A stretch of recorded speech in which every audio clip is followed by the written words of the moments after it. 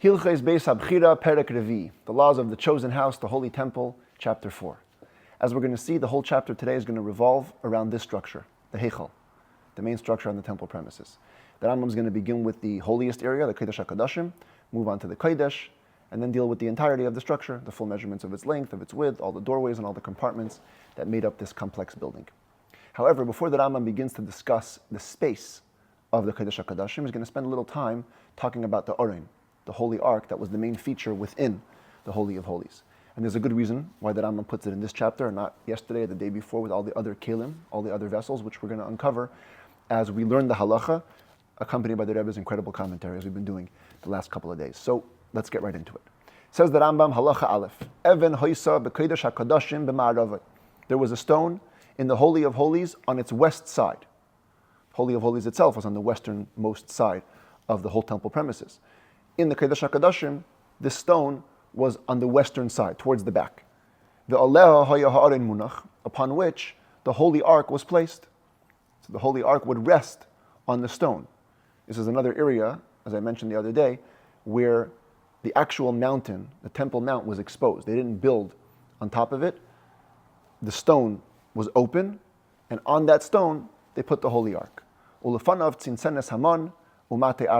the Ark was the jar of man that Moshe Rabbeinu, way back in the desert, here you can see it, was commanded to keep as a testimony to show that Hashem always takes care of his people. And also the staff, Aaron's staff, after Korach's rebellion, one of the ways Hashem established his truth was by asking the prince of every tribe to bring their staff into the Mishkan, including Aaron to represent Levi, and only Aaron's staff grew blossoms and flowers and almonds, and it was supposed to be left there as a sign for all future people that want to rebel. Don't mess. Aaron HaKohen is the real deal, and so are all the Kohanim. And this was supposed to be kept together with the Holy Ark at all times. So right here, before we go even further, just a couple of things that the Rebbe notes. The language in this halacha, the Rambam puts the stone, making it sound like it's more important than the ark. There was a stone in the Holy of Holies, upon which there was an ark. Wasn't the ark the holiest thing? Don't we talk about how in the second temple the ark was missing and they had to do things on the stone? Instead of the ark, you would think that Rambam would put the focus on the ark. And the answer is, actually I mentioned this before when we were studying chapter 1 in the beginning, that no, the Holy Ark was the thing that made God's meeting with reality possible. But really it was the place of the Holy of Holies that became fully holy. And that's all that mattered, is the space. You could do the service even without the ark, as was done in the second temple. The real element of holiness was that stone, what's called in the Talmud the Even Shesiyah, the foundation stone, because the whole world was founded from there. Today some say it's on the Temple Mount in the mosque, Nebuch. It's in the hands of people that are not our friends. But that was it. The holiness was in the stone. And the Rambam makes a point to say that the stone was on the western side. If you read the Jerusalem Talmud on a simple level, and even the Babylonian Talmud sounds that way as well, the Oren was centered in the middle of the room. Here the Rambam makes it sound like it was towards the back. And there's very big significance to that. Remember yesterday we talked about how the Rambam has this unique position on the Shulchan going east-west and the menorah going north-south, how the idea of east-west in the temple represents varying levels, because as you went westward on the temple premises, it got holier and holier. So perhaps the Rambam, within the holiest place, wants to stress to us that the holiest place within the holiest place, where was the ark placed? In the west side of the westernmost room. To show that the holiness even ascended, so to speak, within the Kodesh HaKodashim, till you got to the western side, and that's where God's revelation happened. And then the Rambam goes into what seems to be a history class, and it really begs for an interpretation. Well, let's first read it inside, get all the details so we have it, and then we'll discuss it piece by piece. It says the Rambam, Shebana Shleimei Asabayis. When King Solomon built the first temple, V'yada shesoifei lecharev, and he knew that in the end it was going to be destroyed. So because he knew this, Bana Makaim Lignes by Ha'arein Lemata. He built a place down below where they would be able to bury and hide the Holy Ark. B'matmoiniyos amukos va'akalkalos. And he did so in hidden places that are deep and crooked. In other words, he didn't just dig a second-story basement. He made it a tunnely, roundabout, crooked way to get to this hidden place on the bottom. And you should know that it was V'yeshio HaMelech, Tziva V'ganze. Later on, King Yeshio was the one who gave the command and actually hid it, B'makim Shabana Shlema, in the place where King Solomon had built it. Because the first temple lasted 410 years. So, all those centuries ago, King Shlema built the place with the intent to hide the ark away when it was going to be when the temple was going to be destroyed. And a couple hundred years later, indeed, it was Yeshayahu who gave that command and did so. Shenemar, and it actually says this in the verse. What does it say? Vayomer laleviim hamavinim l'chol Yisrael akdoshim laHashem. Vayomer is here Yeshayahu referring to. Yeshayahu said to the Levites, which is actually a reference to the Kohanim, the ones that would give understanding to all Jews who were holy to God, because they were the leaders of the people. Yeshayahu said to the Kohanim, Tnu esarena kodesh, babayis asher bana Shlomo ben David melech Yisrael. Place the holy ark in the home which Solomon, the son of David, the king of Israel, built. Ein lechem masa bakasef. No longer do you have the obligation to carry it on your shoulder.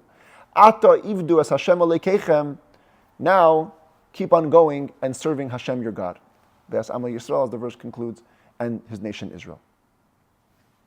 That was it. The place was planned out from before, and it was indeed hidden in that way. When the holy ark was hidden, together with it, they took all the accessories, the iron staff, and the jug of the mun, and also the anointing oil. We're going to learn about it later in the next set of laws. Special anointing oil that was made in the time of Moshe Rabbeinu, it lasted all the way through Jewish history, also sat with the holy ark, and it was buried together with the holy ark at the end of the first temple era. And all these things that were put away never came back in the second temple. Also the Urim V'Tumim. Urim V'Tumim was an element of the Kohen Gadol's 8 clothing. According to some, it was a scroll that was inside of the choshen, inside of the breastplate, that gave the stones prophetic power. According to other commentators, as far as what the Rambam's opinion is concerned, some understand the Rambam to hold that the Urim V'Tumim were the stones of the choshen themselves. Says the Rambam, you should know that also the Urim V'Tumim that existed in the second temple, they no longer answered with the divine spirit as they used to, and therefore they were never consulted. Again, this will be discussed in the next set of laws, how typically when Jews had a doubt, they would go to the Kohen Gadol together with the king, and they would consult the Urim V'Tumim, and the message that would come out of the breastplate would give them an inspiration for what to do. But in the second temple, because they didn't answer properly, they didn't ask for advice. Shenemar, as indicated in Ezra and Nehemiah, it's not clear which verse the Rambam refers to, because he quotes a mixture of both verses. In the Rambam's text it says, Shenemar ad amoid kohen le'urim v'tumim. Until the Kohen will once again stand up with the Urim v'Tumim. This is, before the second temple was built, he said, no longer will you eat from the holy meat until the Kohen will come back with the Urim v'Tumim, which sounds like that's going to come back when Mashiach comes. The second temple times, it's not going to be happening. In Ezra it says L'urim ulitumim, and in Nehemiah it says Ad Amoid HaKoyin. The Rambam quotes Ad Amoid Koyin from Ezra and then says L'urim v'Tumim from Nehemiah. So it's a mixture of both verses. The point is that the Urim v'Tumim also didn't work fully in the second temple. The only reason they continued to manufacture them in the second temple times was just to make the number of 8 garments for the high priest complete, so he shouldn't be lacking clothing. Later in this book, we're going to learn that if a Kohen is lacking one of the proper garments, he cannot serve. So we couldn't just take them away. We had to make them, even though they didn't work, so to speak, so he should be able to have all of his clothing. And here, any student of the Rambam, who knows the way that Rambam is so careful and precise with his wording and how everything has to be related to Jewish law, he has to ask himself, what is the point of all these details, this whole history class? Why do we care about it all? What's the relevance to practical Jewish law? So there's one answer that's offered by the Yavitz, Rabbi Yaakov Emden. He says, you can find the key to this in chapter 6. Chapter 6, the Rambam says that the holiness that King Solomon invested in the first temple was an eternal holiness. Kidcha l'shaita o la'asid lava. He made it holy for now and forever. Why was the holiness forever? Because, says the Yavitz, of what it says over here. In the words of the Talmud, the holy ark was buried, was hidden away in its place, right under where it used to stand above ground. And because the holy ark is right there, therefore the holiness stays forever. And that's what the Rambam wants to intimate over here. By giving us this whole story, you should know the Aron was buried right underground. Says the Rebbe, that's not enough. First of all, the Rambam himself in chapter 6 gives a different reason. Not because of the ark. The eternity of the holiness was because of the Shechina. Shechina ina betela, the divine presence never ceases. Once it enters, it doesn't go away. Nothing to do with the ark. Second of all, even if it had to do with the ark, the Rambam could just be very, very short about it. He could just say, like the Talmud says, the holy ark was buried in its place. Finished. Why go on the whole tangent? By the way, in the whole tangent, he loses track of the main point according to the Yavits. He never mentions that the Aron was buried in the exact place underground. He says it was babayis, there was a little compartment which King Solomon built. You walk away simply, you don't even know where the compartment was. That's first of all. Second of all, there's a verse that actually intimates that the holy ark was there ad hayom hazeh, until this very day. If the Rambam's whole point about the ark was to communicate the idea of the eternality of the Aron being there, he should have quoted that verse. Not the verse about Yossi giving the command, put it away like King Solomon said. Should have brought a verse that proves your point. More so, why does he even mention the whole thing about Yossi? Who cares who it was that gave the command to hide it away? And all the details, the underground crooked tunnels, everything has to have a message. What's the message here? Besides the main question is, every single part of the architecture of the Holy Temple was given directly from Hashem. Like it says in the verse, Hakol bichsav miyad Hashem alai hiskel. Everything was in writing, given to me directly from the hands of God. So how could King Solomon build on his own accord what sounds like a whole extra compartment in the Holy Temple for the Ark? And the last question is, what's the whole ending of the Halacha about the Urim B'Tumim? We're talking about the Holy Ark. The Rambam goes into a tangent about the Urim B'Tumim. You should know they didn't work in the Second Temple. They still had them. How does that connect to the subject matter here? So the Rebbe says to understand all this, we have to back up. I mentioned in the beginning that this chapter, you see the way it's structured, is all about the building of the Heichal.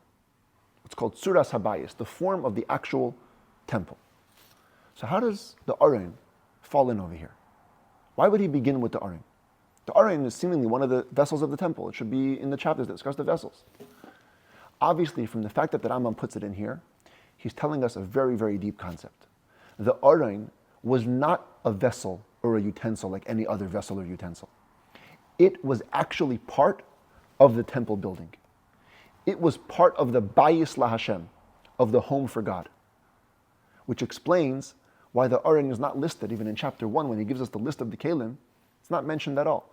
And it also ties in to the question that I raised when we learned chapter 1 in the mitzvahs, why the Rambam doesn't count the making of the Aron as a mitzvah, because it's part of the temple structure.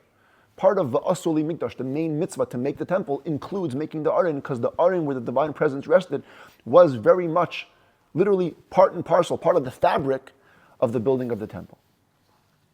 Now, if that's true, then the question arises on the other hand.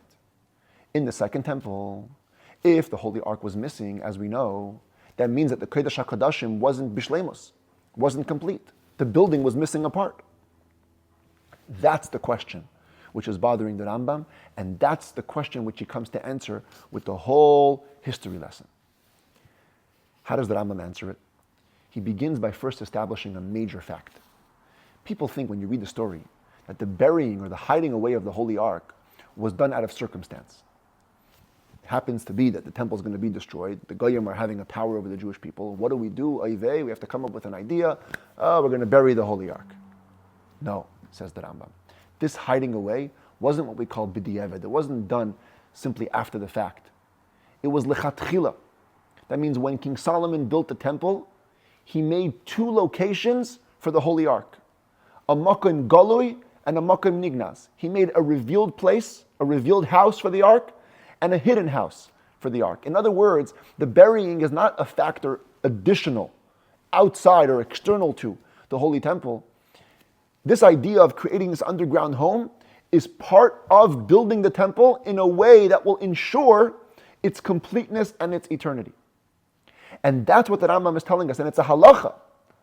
Halacha as part of building the Holy Temple. Let's read it again. Beis, Sebena Shlema, when King Solomon built the Holy Temple, he was coming to build it. He knew. How did he know? He knew by prophecy. This was Hashem himself communicating to him. It doesn't violate the principle of Hakol Bichsav, everything written down. He heard it straight from God. He knew from Hashem that this home was going to be destroyed, which automatically includes within it a command, Bana Makom. He now builds into the temple, into the fabric of the temple, he builds a place to bury the ark to begin with. And what kind of place? Since he knew to begin with it was going to be a place of burial, it wasn't like some underground basement which they later on decided to use, to repurpose it. He knew it was a place to bury the ark, and so he made it the way you bury things. How do you hide away treasures? How do you hide away precious things? You purposely put it b'matmeiniyos amukos va'akalkalis. Everybody knows. You don't just hide things in plain sight.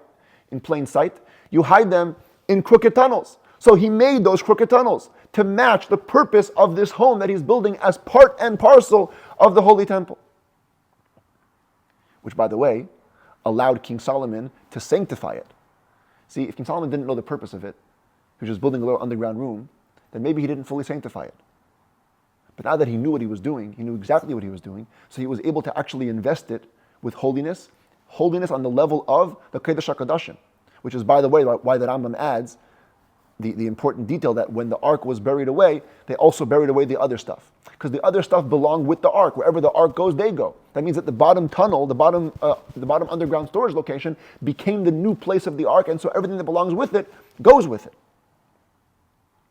And to prove his point, says the Rebbe, it's just wonderful. The Rebbe takes apart this halacha piece by piece. The Rambam wants to demonstrate that this hiding away wasn't done out of force, but out of focus, and with foreknowledge and foresight. The Rambam quotes you the verse to show you when and under what circumstances it was buried. He says, V'yeshio hamelech. It was King Yeshio. What's a king? A king is in power. Just like King Solomon was in power, nobody was telling him what to do. It was before the Babylonians began to do their exiling and kind of get the ball rolling onto the destruction of the first temple. He was still king. He still had the full authority.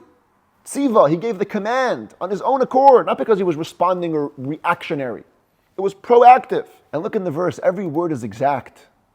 Who did Yeshio talk to? The Leviim, the Kohanim, exactly mirroring King Solomon. When Shlomo HaMelech brought in the Holy Ark the first time, the Kohanim were in charge. When it's being taken out to its new home, the Kohanim were in charge. And what does he say? He doesn't say, take away the Ark from its current location. He says, Tnu esarena kodesh babayis. Place the Holy Ark into its new home. The home which was built to begin with to serve this purpose at this time. And he continues, Ein lachem masa bakosef. It's true that you no longer have the way to carry it on your shoulders anymore, but that doesn't mean anything changes. Ata ivdu es Hashem alekeichem. You still keep serving God. The avodah goes on because the ark is still at home, in its second home, but it's still at home. Nothing has been detracted from the value or the quality of the service of Hashem in the Holy Temple. And therefore the Rambam continues by giving the example of the Urim v'Tumim, because it further serves to enhance this point. What was the Urim v'Tumim? A huge change underwent the Urim v'Tumim from the first to the second temple. They stopped being heard. You couldn't communicate with them anymore. But the truth is, you should know, says the Rambam, that they still were there, because they were as whole and as complete. Yes, the interaction with the Jews stopped, like the interaction of the Holy Ark stopped, but it didn't detract from the quality and the value that they contributed to the Holy Temple. They were there. They completed the 8 garments. If they weren't working, how should they complete the 8 garments? Even if you put them in, they're still not working. They were working, you just couldn't hear them. They weren't interacting with the Yidden, but they were completely bishleimus. And that, actually, if you think about it, brings out how even the first temple, which was later destroyed, in a way, its eternity was ensured. Because the Aron was in its proper home, not in its reactive, secondary, second-class level home. It was in its actual, personal, proper home the whole time through. The whole time through the second temple. That almost links the first and second temples, and also the third temple, which will come when Mashiach comes. Because the Holy Ark will be there the entire time. It's a wonderful, wonderful concept, and it also gives us a very big insight into our attitude to Golus, exile as a whole. We have to know that exile is not born out of circumstance, that it happens to be that the Goyim were more powerful than the Jewish people, they took us over, they expelled us from Israel, put us into the diaspora. No. Exile was decreed upon by Hashem to begin with. He told Shlomo HaMelech to prepare for it. And it's hinted in those words, b'matmeiniyos amukos va'akalkalis, crooked and deep tunnels. Crooked and deep tunnels mystically refers to the avodah of tshuva. A tzaddik is called somebody who goes straight. A Baal tshuva goes on crooked journeys. But because he goes on crooked journeys, when he bounces back, he comes back with even more power than the tzaddik. And that's the hint of Shlema HaMelech. He knew that the exile was going to be a tough road. But it was those crooked pathways that are going to bring us to the avodah of tshuva, which are going to bring us to the catalyst of the redemption, which is going to bring a whole new level, infinity, which we could never have, we could never fathom in the first and second temples, we're going to have in the third temple because of that tshuva that we do. So here you see how every single word in the Rambam is exact. He's communicating to us the value and the type of home that we're supposed to build for the Holy Ark. By the way, the Rebbe notes in a different place, they know that Rambam only says clearly that the Holy Ark was buried there. It's very possible that the other utensils, the Mizbeach and the Menorah and the Shulchan, it's very possible they were also buried underground. And the fact that the Romans have some artifacts were probably other Menorahs or other Mizbeachs that were also present on temple grounds, but not necessarily the original, authentic ones. And with that, let's move on to the next halacha, Halacha Beis, which also has an entire sikha dedicated to it, where the Rebbe explains line by line the depth that the Rambam is communicating to us. And here too, we'll read it first simply and then we'll discuss it. It says the Rambam, Bebayis Rishon, in the first temple, Haya Koisel Mavdil ben HaKodesh uben Kodesh HaKadoshim. There was an actual wall separating between the Kodesh, the holy area, and the Kodesh HaKadoshim, the Holy of Holies. This is a depiction of the first temple. There was a curtain also, but you see mainly it was a wall. An actual wall dividing between the two parts of the structure. Now the thing is that there's exact dimensions given in the prophets for how long each room in the temple was. We know how long the Kodesh was. We know how long the Kodesh HaKadoshim was. Which means that if there was a wall in between and it had a thickness, it was an amma, 1 cubit thick. So clearly, this was either part of the inner dimensions of the Holy of Holies or part of the outer dimensions of the holy area. It says that Rambam, there was a problem. The Kevan Shabanu Bayis Sheni, when they came to build the second temple, Nistapik Lahem, the sages or the builders, had a doubt. Im Oivi HaKoisel. Was that thickness of the wall in the first temple, was that Haya Mimidas HaKodesh, or Mimidas Kodesh HaKadoshim? Was the thickness of it part of the length of the holy area or part of the length of the Holy of Holies? And because they weren't sure, and you can't just make a mistake, because either you're taking away from some of the holiness of one area or you're adding to the holiness of another area in an improper way. So what did they do? Lefichach, therefore, asu Kodesh HaKadoshim esrim amot tmimis.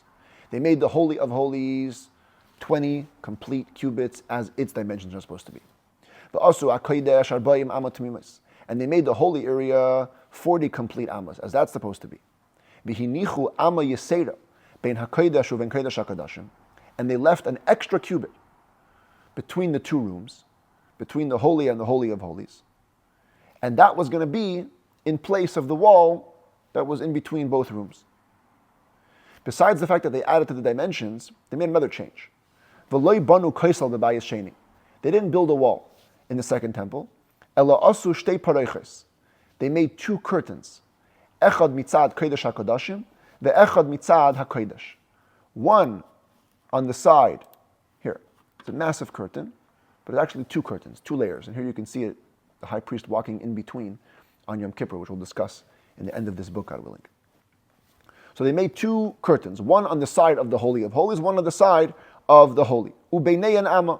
And in between there was the full cubit, keneged oivi ha'koisel shahaya barishin, to correspond to the space of the thickness of the wall that was in the first temple. And that's how they solved the problem, by moving both rooms kind of to the side and making an extra Amma in between. Aval b'mikdash rishain, but in the first temple, and there's considerable discussion if this is a reference to the actual first temple or to the Mishkan in the desert. We're going to go with the interpretation that it means the Mishkan in the desert. In the Mishkan, there was only 1 curtain, not 2 like in the second temple. Shenemar, as it says, v'hivdila hapareches lachem v'goymer. The curtain, in the singular, 1 curtain, shall divide for you. Bein HaKodesh u'bein Kodesh HaKadoshim. So you see that in the Mishkan there was only 1. So what do we have now? First temple there was a wall. Second temple there was an added space with 2 curtains. Mishkan, just 1 curtain. So, a little background. When you read the Rambam, you have to explain a little bit what was the doubt. This doubt is recorded both in the Babylonian and Jerusalem Talmud. In the Babylonian Talmud, it sounds like this. Even in the first temple, there was an extra amma of space. There was an extra cubit between the holy area and the Holy of Holies. So it wasn't actually part of the Kodesh HaKodashim's dimensions or the Kodesh's dimensions. The doubt was, what level of holiness did that extra amma have? That was the whole doubt in the second temple. Which means that in the second temple, they actually didn't add any space. They just made two curtains to replace that space, and they still were in doubt about whether it has the sanctity of the Holy of Holies or the sanctity of just the regular holy area. But in the Jerusalem Talmud, it's clear, like the Rambam implies, that the doubt was about that space itself. In the first temple, there was no extra space. There was a total of 60 ammas, 20 ammas for the Kodesh HaKodashim, 40 ammas for the Kodesh. One of the first ammas, either the first amma going into the Holy of Holies or the first amma going out into the Kodesh, that was the amma of wall. And that became a doubt in the second temple, and therefore they had to add to the space, to the dimensions of the temple. That's clearly how the Rambam is learning, like the Yerushalmi. But if this is true, we're left with a couple of questions. Really strong questions. The first question, the biggest one, the Jews didn't make a wall in the second temple anyways. So who needs to take care of the space of the wall? If you were going to make a wall, then you have to know whether it's part of the Kodesh, part of the Kodesh HaKodashim. But if you're not planning to make a wall anyways, just put up a curtain and that's it. Make 20 ammas of Kodesh HaKodashim, 40 ammas of Kodesh, put a curtain in between and be done with it. Why do you have to add space and move everything over by an amma to replace the wall, which you don't need anyways, you're not planning to make? Secondly, when did they get the authority to make these changes? You add an extra cubit, you're moving everything off by a cubit. Besides the fact that everything was, as I mentioned before, akil bichsav, everything came down in writing. How do you just move around stuff on your own authority? Thirdly, let's accept that they had authority to do what they were doing. Why did they make two curtains? I get it, you don't want to make a wall for whatever reason, architectural reasons, who cares? You don't want to make a wall. But make a curtain that's 1 amma thick. Take up the whole space. Why make an empty space in between two curtains? Also, the end of the halacha is not understandable. What's that I'm talking about? Going back to the first temple? I mean, simply, as the Kesef Mishnah says, it's talking about the Mishkan, because the curtain in the first temple wasn't a full curtain. You see, it was just like a covering of some sort. It wasn't a mechitza, it wasn't the actual partition. But even if it is about the first temple, then why is he writing it again at the end? Just mention it in the beginning. There was only one parechas in the first temple that was part of the wall. Why do you go first temple, second temple, back to the first temple? The whole thing needs a lot of elaboration. So the Rebbe says, let's step back a second and analyze the purpose of a parechas. What's the purpose of this curtain? On a simple level, you look at it as a mechitza. It's a partition. And in fact, Torah does say that. In the verse that Rambam himself mentions, V'hivdila ha-parechas lachem. The parechas are supposed to divide between one area of holiness and a higher area of holiness. But there is another verse that I don't have here on the screen, where the Torah intimates that the parechas is a covering for the holy ark.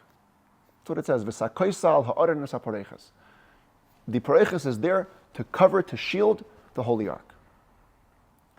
If that's the two ways to look at a curtain over here, that means that the same applied in the first temple. When they had a wall, there was two purposes to this wall. On the one hand, there was a partition. On the other hand, it was a shield for the holy ark. Just that that obviously in the first temple, it was a much more permanent structure. And this wall, known in the Talmud as the Amma Teraksin, the Amma of partition, also became a place unto itself. Besides for being a curtain, it actually took up space. It wasn't just secondary to something else. Even in the verses, actually, you look in the prophets, that wall had a name.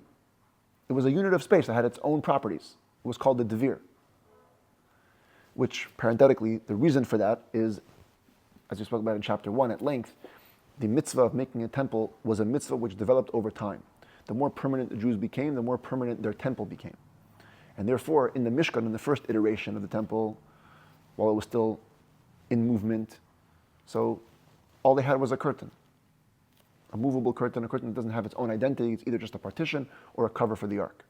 Once they moved to the next level, to the first temple, now the partition / shield became an actual wall, became an actual something permanent. So now, says the Rambam, it came a second temple.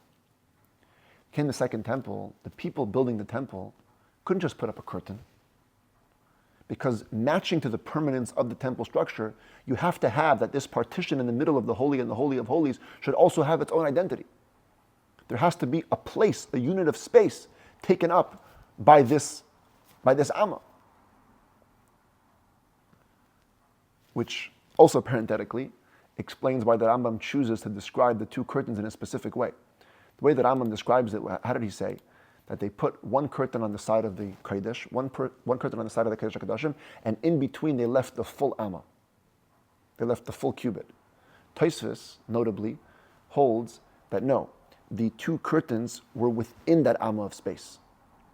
They weren't outside the Amma. According to the Rambam, they were outside the Amma, and in between there was an Amma. Why does the Rambam make that point? Because he wants to communicate to you that the Jews wanted to achieve this result of having that Amma of unique space. They didn't want to even have it infringed on by any type of curtain. There needs to be a full Amma of space to resemble the full Amma unit of wall that was in the first temple. Which, by the way, answers another question. Why didn't they make a thicker wall? Talmud says the reason they didn't make a wall in the second temple was because of architectural reasons. It was too tall, they couldn't make it. So make a bigger wall. No, because if we're going to add to the temple structure, we're only going to add as much as that additional Amma of space requires, which is only an Amma. And if we can't do a wall with that, we'll have to do curtains. Once the Rambam brings out this point, that was how we view this extra Amma. And therefore, in the second temple, they had no other choice but to separate, to account for that Amma of space. He goes back and stresses the contrast between this and the Mishkan.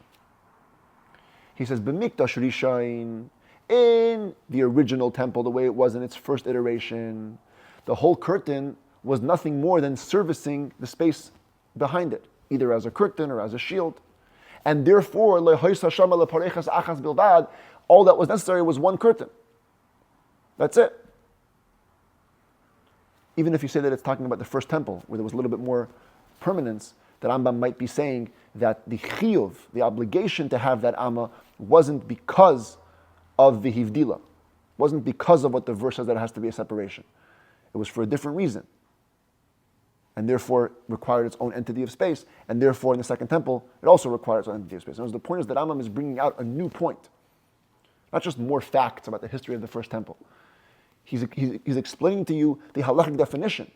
The reason that it was so important to have this beinei and amma, this space, was because unlike the other pareiches that were only there to serve another purpose, this amma had its own unique purpose. And therefore, it had to be accounted for, even if that comes at the cost of adding an extra amma of space. Don't know if I communicated this whole sikha properly the way it deserves, so check it up on your own, volume 36, and look at the Sichas Truma, an amazing, amazing sikha. Any rate, we move on because the class must go forward. We go to Halacha Gimel. Halacha Gimel now moves to the generality of the temple structure. And we're going to be discussing all the measurements of the Heichal, upwards, height, length, and width. It says that Rambam Heichal Shabanu b'nei Hagoyla, the Heichal structure that was built by those that came up from the exile in Babylon, Hayameya al Rum Meya, was exactly a cube. It was 100 ammas by 100 ammas by a height of 100 ammas. And we begin with the height. This was the measurement of its height. Banu goiva sheish amos otum sasum. They began with a height of 6 ammas. This bottom part is just like the foundation, is just like the mountain itself. Okay, so ignore that. Begin with this, after the dotted line. They built 6 ammas, 6 cubit, about 9 feet, of just stuffed, blocked earth, like a foundation, to serve as sort of a foundation. Verum kosle habayis, arbayim amma. Then the height of the wall of the lower story, the first story of the temple structure, was 40 ammas.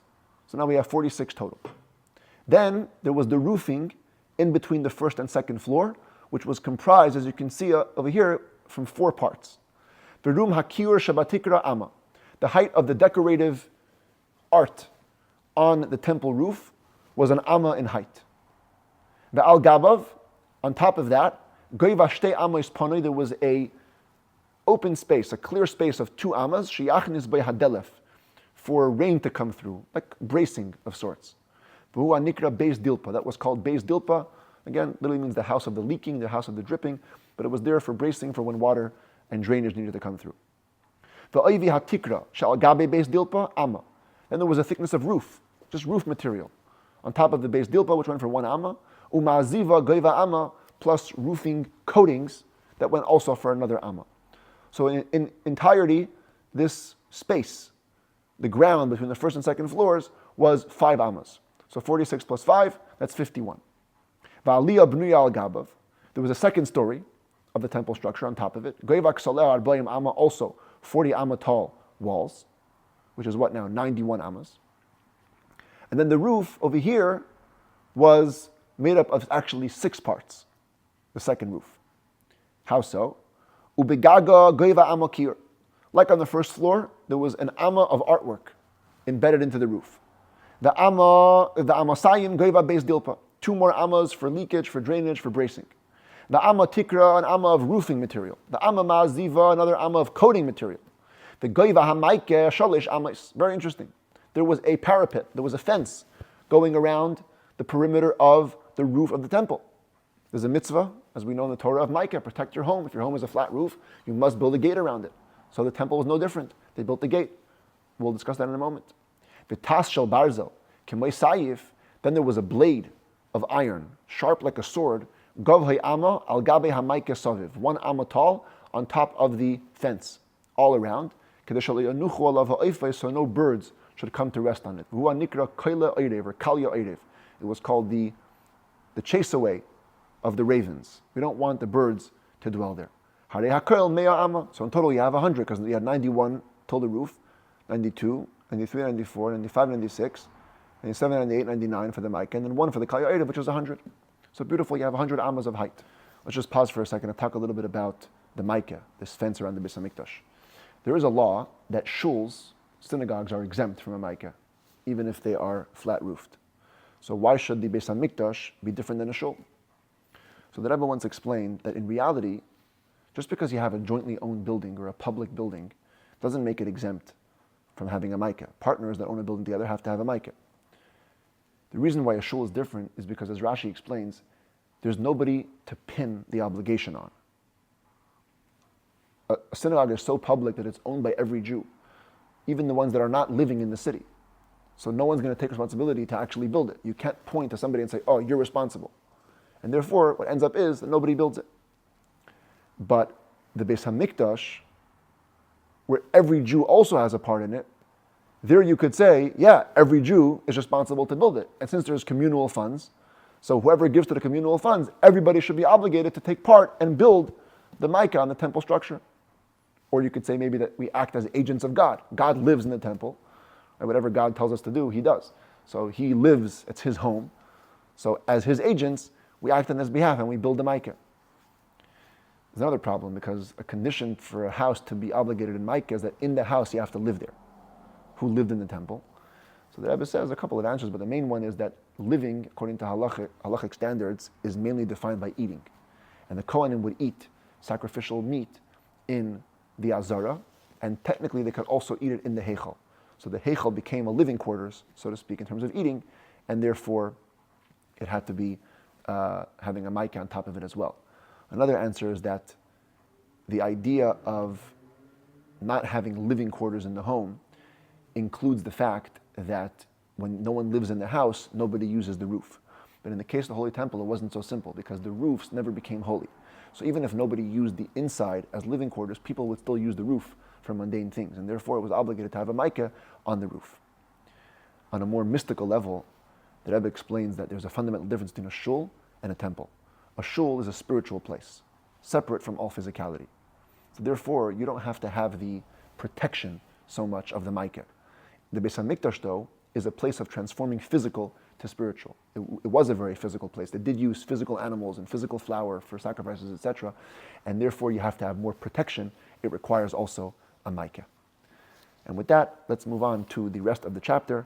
I don't have much more commentary from the Rebbe on the chapter, although the chapter itself is a little bit difficult, so it will require some commentary just from the classic commentaries to understand what the Rambam is telling us. We've done the height of the Beis HaMikdash, now we go for the length and the width. And it does get a little complicated, so please do your best to follow here. The diagrams that I made were not the most successful. I also borrowed a lot, leaned heavily on the new Rambam that's coming out now, the Chitrik Rambam, Rambam HaMavur. They have some wonderful, wonderful diagrams. I'm going to try my best to incorporate them and to explain the Rambam. Ultimately, you have to be that kind of person who appreciates math and structure, and if you get it, you get it. If you don't, God willing, a future year you'll go back and you'll review it, and you'll get more each time. So we begin with the length. Now really, you can't really call it length and width because it was a cube. It was 100 by 100, but for the Rambam's purposes, he calls east to west, he calls it length, north to south, he calls it width. So, min hamayrav lemizrach meya amma. If we go from west to east, we're going to get 100 ammas. How so? Right here, this black line at the top of the page is the back wall of the heichal. Says the Rambam, arba ksalim ze lifni mizeh, ubeinehen shleisha mekaymis pnuyin. Before you got to the actual Kodesh HaKadoshim, there was a couple of walls. There was 4 walls, according to the Rambam, with 3 empty spaces in between, because if you have 4 walls, you create 3 spaces. And here's their measurements. And I'm going to translate the following lines as the Kesef Mishnah does. Basically, the Rambam is only going to give us 3 units of measurement. And what he's doing is, the first unit of measurement counts the first 2 walls. The second unit of measurement is just this space. And the third unit of measurement counts the next 2 walls with the space in between them. That's how we're going to understand the Rambam, okay? Bein ha'kaisel ha'ma'aravi, ubein ha'kaisel shalifnim mimenu, 5 amas. From the outside of the outermost western wall to the inside of the second wall, so including the first wall, the space in between, and the second wall, is a total of 5 amas, 5 cubits. Ubein kaisel sheni ushlishi, the space between, only the space, between the second and third walls is 6 amas, is 6 cubits. Ubein kaisel shlishi urevi, the space between the outside of the third wall and the inside of the fourth wall, so again, wall, space, and wall, is 6, also 6 amas. So we have 5, 6, and 6 till you get to the inside of the Kodesh HaKadoshim for a total of 17 amas. The Elu Hamida, says the Rambam, these measurements, hein shal oivi ha'kaisel, im ha'mokem ha'ponei shebein shnei aksalim. They include both the thickness of the wall together with the empty space between the walls. Meaning, when I say 5, and I'm including the 2 walls, I'm not telling you how thick the walls were. I'm saying it's a total of 5. Between the 2 walls and the space, it's a total of 5. Many commentaries say the thickness of the wall was a cubit. Bit hard to understand because such high walls wouldn't stand on just the thickness of a cubit, but leave that for the architects. We're learning the Rambam. Continuing now, we've covered the 4 walls and the spaces in between. The length of the Kodesh HaKadoshim was 20 amas. So, 20 plus 17, 37. Just said before, there was 2 curtains. The area between the 2 curtains was 1 amma, 38. Across the whole holy area is 40 amas. Now we're at 78. The thickness of the eastern wall, in which the big gates going into the heichal were, was 6 amas. 78 plus 6, 84. The space of the antechamber was, the foyer, was 11 amas. 86 plus 11, 97. 84 plus 11, 95. The thickness of the wall of the ulam was 5 amas, nimtza hakel mea amma, for a total of 100. Halacha hey minat sofin ladare mea amma. Also from north to south was 100 amas. North would be over here. This would be south. We're going to go from north to south. Now, for this, I'm going to go and switch the diagram around to the side so we can appreciate it. It's the same thing, now flip to the side. Here's the entrance, here's the Kodesh HaKadoshim, here's the Kodesh. Now we're going this way. Okay? Here's the north again, here's the south. Says the Rambam, and he's a little bit less detailed this time, which therefore leads to a lot of discussion in the commentaries, but we're going to just adopt one approach. Oivi kaisal ha'ulam 5 amas. The thickness of the wall of the ulam was 5 amas. Now, Right here you have a novelty of the Rambam. The ulam is the foyer in front of the heichal. But according to the Rambam, the ulam continued all the way around. The ulam was in the shape of what we're looking at is like a chaf.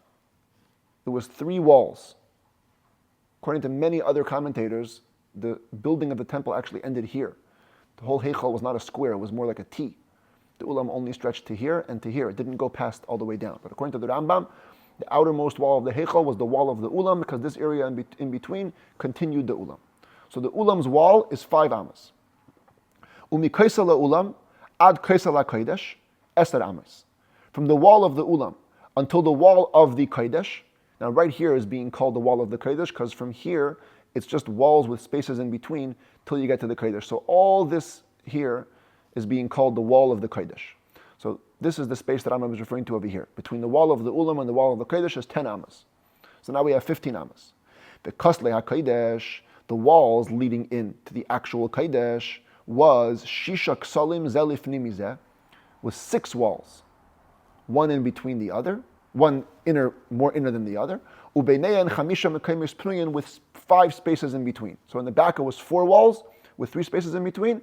Here you can see, let's say this back space went all the way down over here to the front, but then there was 2 more lines of space that didn't have another turning point in the back. It was just separate walls, separate spaces over here and actually on both sides. The Rambam is going down this side, but it's going to be mirrored on the other side as well.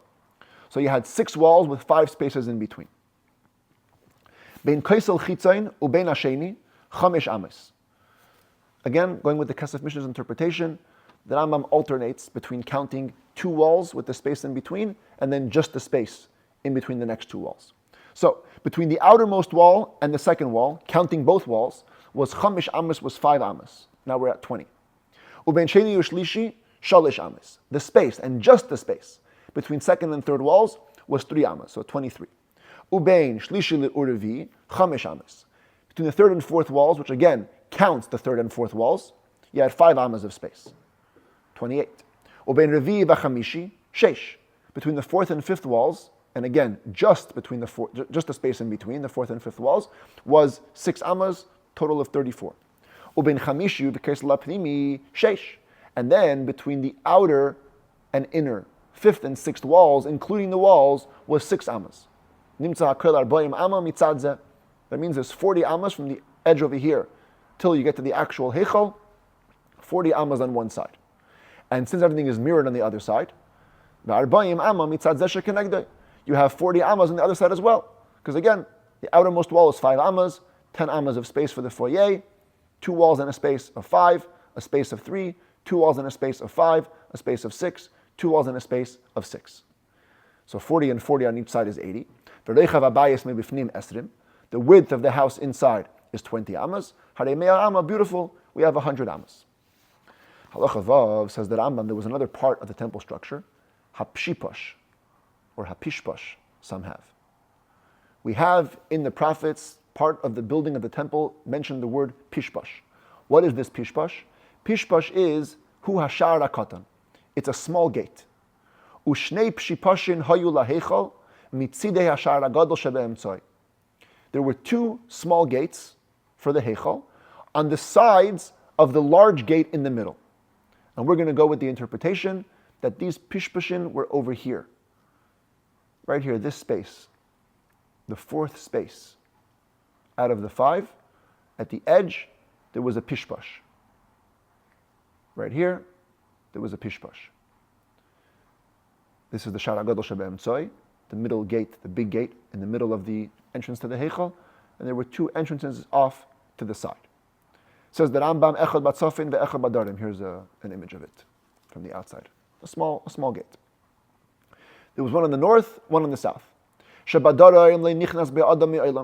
The southern one on the left side of the heichal's entrance, nobody ever went in there. It's clear in the book of Ezekiel, Hashem said, Hashar hazeh sagur yiyah lo yipaseach v'chulu. This gate shall be closed, never be opened. It's referring to the left pishpash. The northern one, that's the one that you go into. Every morning, that's how they open the heichal's gates. The pishpash was over here.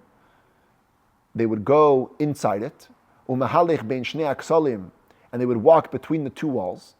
Ad shemagia lemokim pasuach lakodesh mismailai, till he reaches a point that was open directly into the heichal on his left. That's this space you can see over here. So the pishpash is here, walked through this way, came through here on his left into the heichal. V'nichnas l'teicha heichal, goes into the heichal, going backwards towards the entrance. And goes till the great gate, and then he opens it, and the morning service could begin. Halacha Zayin, talking about this big gate. This big gate was 10 amas wide and 20 amas tall. The arba dlases hayulayid had four doors. Let me get a little closer here. Here you can see there's 4 doors. Let's look at it over here. 4 doors. That's zoomed in. 1, 2, 3, 4. Shtayim bifnim, shtayim bachutz. 2 on the inside and 2 on the outside. The outer ones open inwards into the doorway. To cover the thickness of the wall. See, when they open fully, they literally covered, they were flush with the wall. The inner doors open all the way inwards to cover the back side of the doors. They were flush with the wall over here. So this is the 2 doors closed. You open the first pair of doors, they cover the sides. Open the second pair of doors, they cover the sides inside over here. Halacha ches, let's move a little bit outwards. Pischei shel ulam, the opening to the foyer, to the antechamber. That's when you walk in to the heichal structure. This opening was double the size. It was 40 amas tall, 20 amas wide. There was no gates. It would be too tall to have gates. The chamesh malteriyos shel milah hayu al gabe pischei milamayla. There was 5 boards of a certain type of wood on top of the doorway, above, right over here. These are the 5 wooden slats. The lowest one was wider than the entranceway by 1 amma on each side. So it's 20 ammas wide. The first lowest slat was 22 ammas wide. And each one successively was 1 amma further out on each side than the lowest one. So the first one 22, 24, 26, 28, and then 30. The upper one was 30 ammas wide. There was a row of stones in between each of the slats. Says the Rambam, this is the picture depicting the malteriyos. This is from the Rambam's actual own hand. You can see the wooden slats, each one getting successively bigger than the actual gateway of the ulam. It's a very primitive drawing, but it brings out the point. Halacha test, the Rambam says, this is a picture of the heichal according to the measurements of its length and width. You have to be visual in this context. This is the Rambam's, again, own hand. Drew this picture to communicate a lot of the details. There's a lot of debate that arises from these details, which the Rambam mentions. We're not going into it. A lot of it has to do with the interpretation of the Mishnah, where this comes from, the Mishnah and Midas. But the point is, the Rambam gives you this picture, and it's clear that the Rambam holds that it was a square. The heichal was a square, unlike many others who hold that it was a T. This is the picture of how the heichal looked. Ha-heichal, says the Rambam, hayad bin yanai, the entirety of the structure, although it was technically a square, but it was built in such a way that was rachav milefanav, v'tzar me'acherav kamayari. It was wider in the front and narrower in the back, like a lion. Like a lion has a wide mane in the front and then the body narrows in the back, so did the heichal. Now this is, again, how do you resolve it? If it's a cube, if it's 100 by 100, how could it be narrow? According to other commentators, it was like a T. Very good. The foyer went in the front, extended, and then in the back it was narrower. But according to the Rambam, how do we explain it? Many, many explanations. I once did a lot of research on this. There's about 13 different answers. But the classic one is one that Rambam writes himself in Pirush HaMishnayos, that they simply, it was like 100 by 100 in the middle. But in the back, they kind of narrowed the building a little bit, kind of like a trapezoid. If you notice the picture that my brother made, that we've been using this whole time, where's that aerial map? Over here. He actually made it a little bit like that. A little bit narrower in the back than in the front to bring out this concept of kamayari. But again, there are many, many, many interpretations of how to resolve the Rambam's opinion of these two things. Now that Rambam adds another structural element that there was in the Holy Temple. And this is also a little bit hard to understand without visuals. I will try my best to explain it. This is the Heichal, according to the Rambam, cut away. All of those walls with spaces in between, that's this over here. Then there was 10 amas of space for the ulam. The ulam went around in that three-walled shape of empty space in these 10 amas. So if you're standing over here, what you really see is a wide hallway in front of you, about 15 feet wide. Says the Rambam, along the left wall of that hallway, if you were on this side, or along the right wall, if you were on this side, and all along the front, so all around three sides of essentially the thick walls around the Kodesh, there was what's called yitziyim. Yitziyim means like balconies.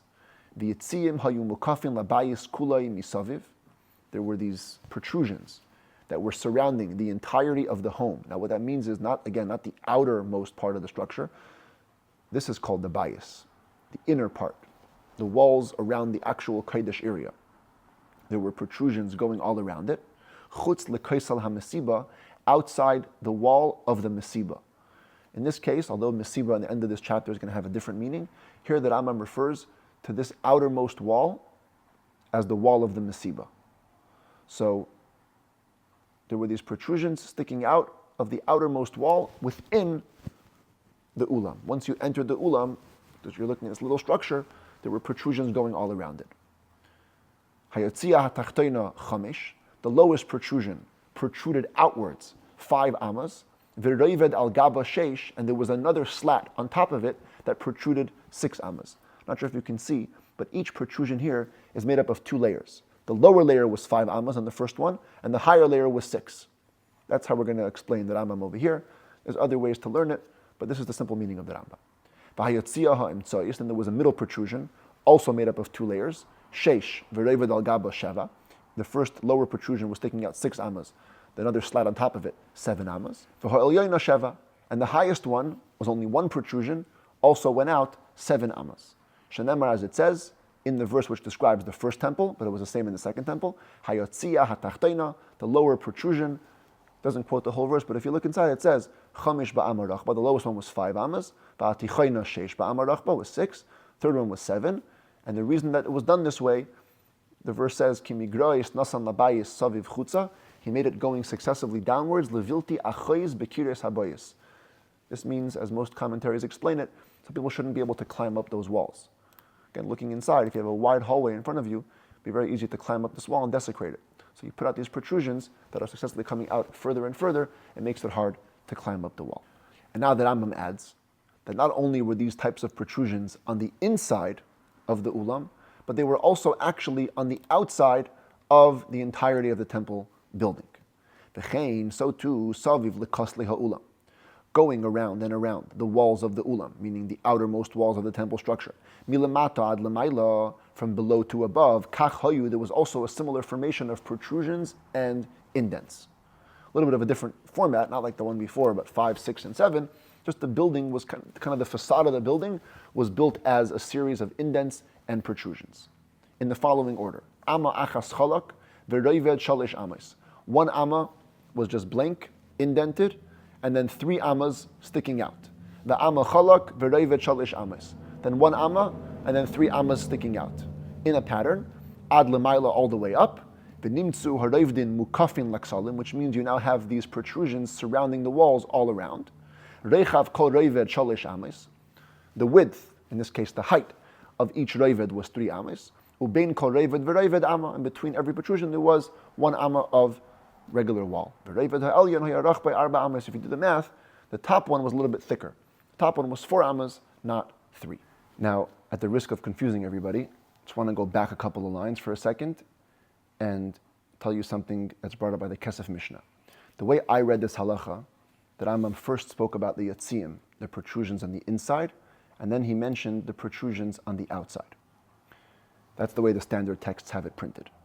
The Kesef Mishnah brings a version, a text of the Rambam, where after it talks about the yatziyim on the inside, it doesn't say v'chein hayu hashalish yatziyim makifim labayis mishalish ruchaisav. That comes later. First it says v'chein saviv lekosli ha'ulam. So too around the walls of the ulam, milimata ad lemaila, from below to above, Kach hoyu hasholish yitzim makifim labayis mishalish ruchaisav. So too were the protrusions surrounding the home, which doesn't really make sense on the surface of it, because you just finished saying how the protrusions came out of the inner side of the ulam. What does it mean that the protrusions were also on the outer side of the ulam? But one commentary does try to justify the text, and he says that there were mirror protrusions. Here, there were only yitzim coming out of the inner wall. It says the Merkavas HaMishnah, there were also protrusions coming out of the inside of this wall. So imagine you're in a wide hallway of 15 feet, and if you look upwards, you have protrusions coming out here, and also protrusions coming out here.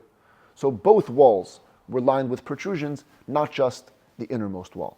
And that would be how you would read it, that so too, the kosle ha'ulam, meaning the inside, the inner wall of the ulam, was also lined with protrusions from below to above in the very same way that the inner walls were lined with those three protrusions. Anyway, if you got that, you got that. If not, let it go over your head, it's fine. We're going to the next halacha. Halacha yut. We return now to the structure of these walls. The wall to get into the kodesh was very thick. It was made up of 6 walls with 5 spaces in between on this side and on that side. We're going to go, of course, with the Rambam's version of what's about to happen now. Just know that this is the Rambam's unique position. Most other commentators disagree with the Rambam's picture of this, of what's coming next, but we're going with the Rambam. That's all we care about. Says Halacha Yut, Kol elu hamekoymes hapnuyim shebein haksalim. Maybe this will be easier. Let's go back to this aerial map over here. Okay, all of the empty spaces between the walls, hema nikrayim toyim. They are called toyim, which means chambers or cells. So if we look at this, you basically have 5 cells on this side. This is one long cell, another long cell, a third long cell, a fourth long cell, and a fifth kind of divided in half cell, but we'll soon see more about that. It's actually also one long cell. So you have 5 on this side, 5 on that side, and in the back, we said you only had 3. 1, 2, 3. Now, in this picture, they're kind of a U, right? They're going all around, but we're going to see later that they were actually closed in.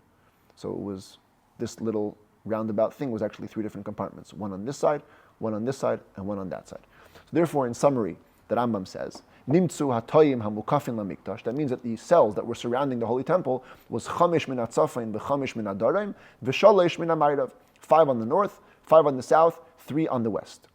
V'shalesh dyutes hayu. But they were 3 floors. Here we're looking from a bird's eye view. We only see 1. Each cell was a 3-tiered cell. Dyuta al gabe dyuta. 1 floor on top of the next floor. Nimtzu, so it actually turns out that there was chamisha asar tayim badarim. There was 15 cells in the south.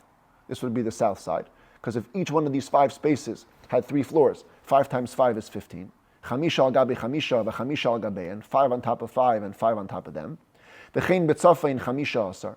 And also on the north there was 15, because again 5 spaces times 3 is 15. But in the west it wasn't 9. In the west, says the Rambam, there was only 8 cells in the west. The way it was shloisha al gabe shloisha ushnayim al gabeim. Or you know what? Here's better. This is a frontal view.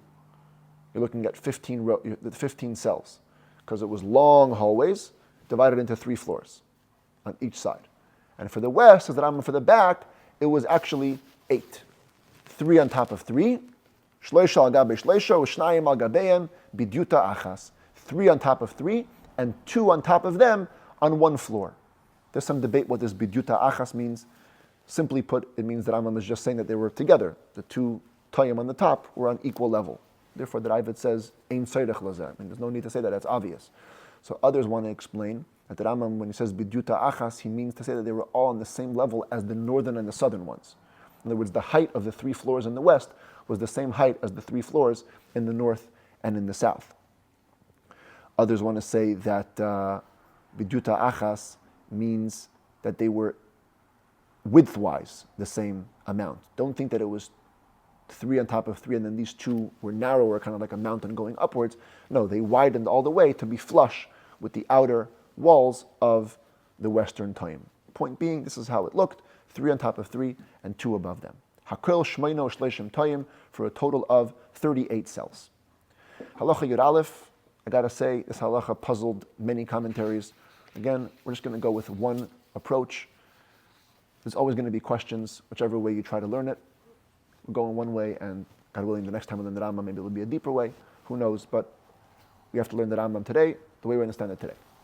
Halacha Yud Aleph. Shloisha psachim haya lekol echad ve'echad min hatayim. Every single cell had 3 entrances. If you think about it, we're going to look at it this way again. We're looking down at the 15 on the right side, 15 on the left side. If you walked in to any one of these cells, you would have 3 entrances per cell. Echad lata min hayamin, 1 to the cell on the right of you. Ve'echad lata min hasmoil, 1 to the cell on the left of you. Ve'echad lata she'al gavav, and 1 to the cell above you.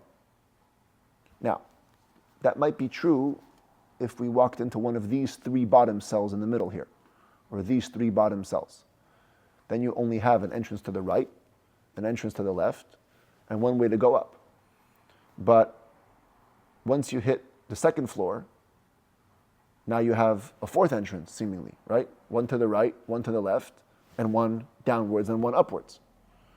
And when you're on the top, you have no entrance upwards. You only have right, left, and going down. And what about the extremities? If you're in this cell, you don't have an opening to the right, seemingly. The Rambam says to the cell on the right. There's no cell on the right. These are the basic questions that everybody has to deal with.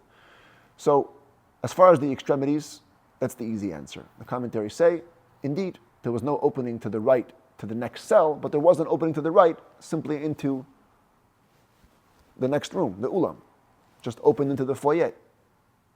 So there was an opening to the next space, even if it's not a cell. Same thing over here. It was simply open into the ulam. What about the highest floor? So the highest floor, they say that, yeah, the entrance to the bottom is the same thing. The Rambam just meant there was 3 entrances. To the bottom, to the top, doesn't make a difference. And the middle cell, yeah, they had 4. It's not 3, it's 4, fine. That's the way they kind of resolve it. Just like, push all the questions under the rug, just make sense out of it. It could be, this might be a novel approach, it could be that these cells had openings to the roof. Same way the extremities had openings to the sides, these cells could have had an opening to the top. And in that case, you could say that every cell had 3 openings that serviced it.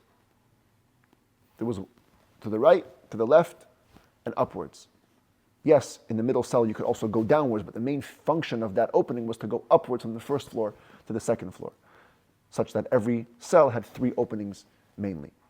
By the way, the innermost cells, I should point out, seemingly were also missing an entrance, because that went right into the Heichal. And the Merkavas HaMishnah actually writes that indeed that's how it went. These Tayim opened into the Heichal, and the higher floor ones also just had an open window into the Heichal, and you had to go down with a ladder. If you wanted to get into the Heichal, you can go down with a ladder. There's also another issue you have to deal with, which is the back cells. Till now I was talking about these ones. What about the back ones? The ones on the western side?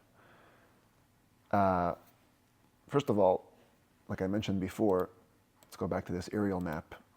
In the map that the Rambam drew, they're hollow. They open right into these cells. But obviously, they couldn't be considered unique cells if they were completely open. So they were clearly closed. That's how most commentaries understand it to mean. So if they were completely closed, you know what, maybe for easiness sake, let me turn the picture around. We'll go this way, okay? Looking from the inside towards the west. This is the west. So they were closed right here along the east-west lines. Every cell was closed over here and over here and over here. And in that case, if there was a door in those closures, then the same could be said about the western Tayim. That facing this way, there was an opening to the right, an opening to the left, and an opening to the floor above.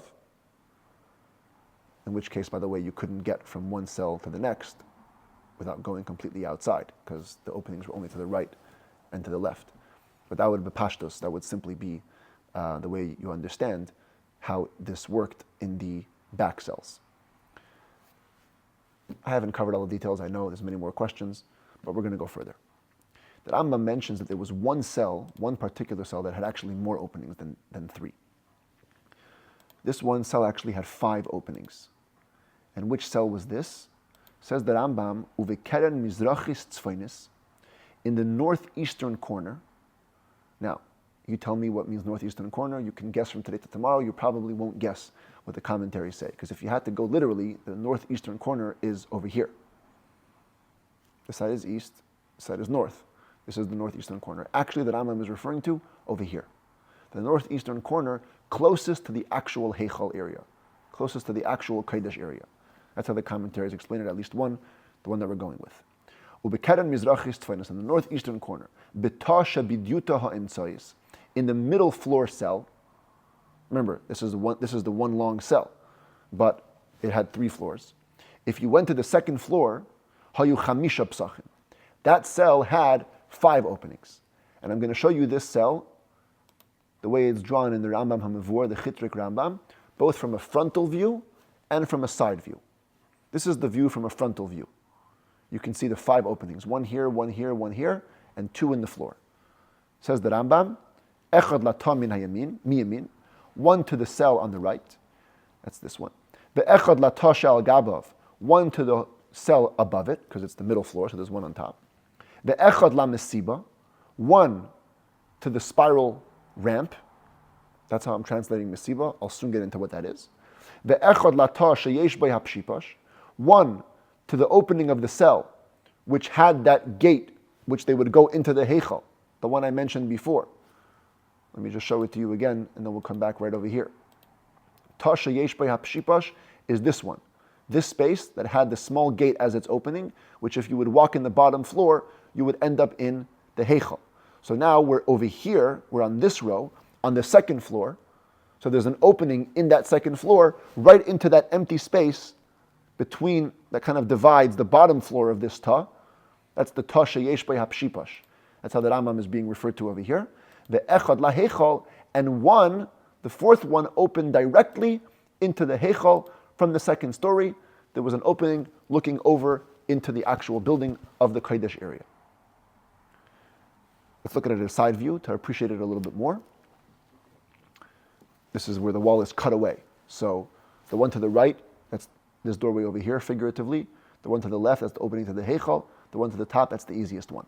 The one to the Mesiba, we're about to see that there was a spiral ramp that ran through the cells all along the perimeter of the inner wall of the Heichal. See this ramp? It ran within the cells, going up and up through the floors. So one of the entrances, this one over here, one of the entrances in the cell you can jump out of it right onto that spiral staircase. Beautiful. And this one was the ta, that's, if you drop down over here, that's the space that I showed you before. The space coming in from the second ta, that if you walk through here, you go right into the Heichal. There was an opening here, which, by the way, one of these double served as the opening for this bottom cell to the ta shel gabav, to the cell on top of it. In this case, if it's true, then there was actually 2 openings to the ta shel gabav. Therefore, the commentaries say all these numbers that the Rambam is giving are rounded numbers. Some cells had 3, some cells had 4. Maybe there was a minimum of 3, let's call it. That'll probably be the best way to interpret it. But the point is that this middle cell over here actually ended up having 5 entrances. Halacha Yud Beis. Let's talk about this mesiba. Umesiba hoisa oila. There was a spiral ramp that would go around mi keren mizrachis tzfainis lekeren tzfainis ma'aravis. Beginning, I'm going to show you again an aerial view, and then we'll see it in 3D. The aerial view is over here, beginning in the northeastern corner, going towards the northwestern corner, going up. You have to imagine it going upwards towards the northwestern corner, and then it continued to go up over here and all the way up over here to the roof. It ended up on the top of the Taim. It ended up over here on the top of the cells, because the cells only reached halfway to the height of the whole Heichel. There was a whole second story, as we saw before, above the Kodesh HaKodashim. But this spiral ramp got you up to here. You would enter over here, go up the ramp facing east.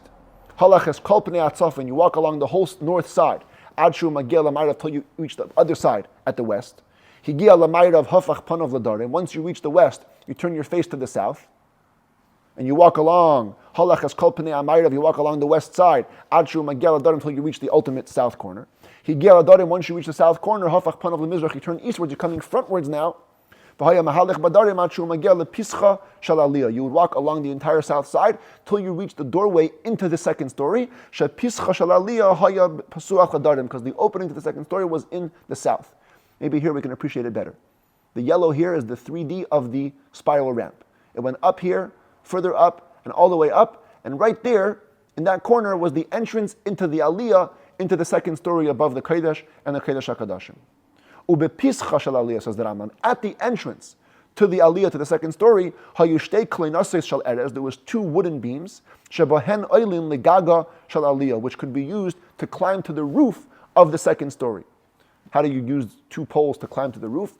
So some say that it was literally a ladder, 2 poles meaning with rungs in the middle. Others say it was 2 poles like this with holes in between where you can put your hands and feet and hoist yourself up by putting pressure on the 2 sides, lifting yourself up. If you ended up in the second story, those ladders took you to the top of the second story. If you entered this doorway into the second story, what would you see? There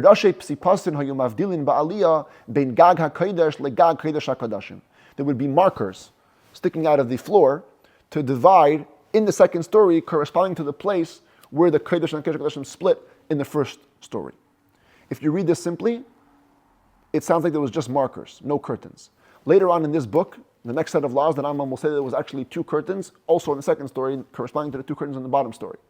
So what does the Rambam mean with the markers? Commentators explain there was curtains and markers.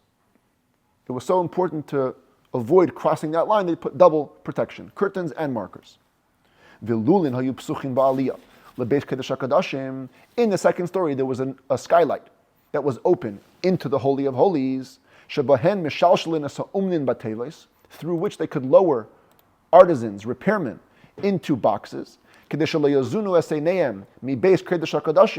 their eyes shouldn't enjoy the Holy of Holies. You put them in a box, they did what they had to do, replace the tiles or whatever it is, and that was it.